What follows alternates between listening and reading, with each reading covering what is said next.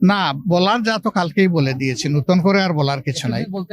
দেশের এই সংকট শেষ হওয়া দরকার এবং একটা অর্থবহ নির্বাচন সবার দীর্ঘদিনের আকাঙ্ক্ষা। কারণ 3বার পরপর মানুষ ভোট দেওয়ার সুযোগ পায় নাই।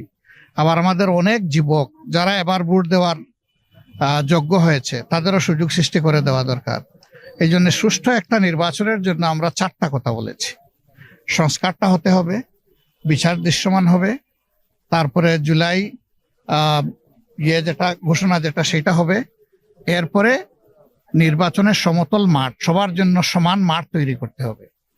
উনি ঘোষণা দিয়েছেন একটা তারিখের, কিন্তু এই সুযোগগুলা সৃষ্টি না করলে একটা অর্থবহ নির্বাচন হবে না, আর জাতি যেন তেন কোনো নির্বাচন চায় না।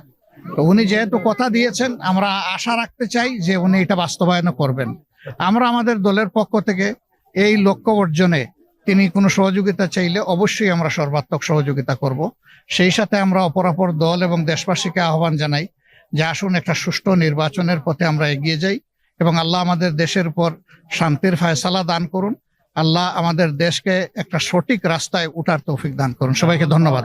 ঈদের শুভেচ্ছা তো গতকালকে দিয়ে দিছি দেশবাসীকে, তারপরে আপনারা এখানে আসছেন।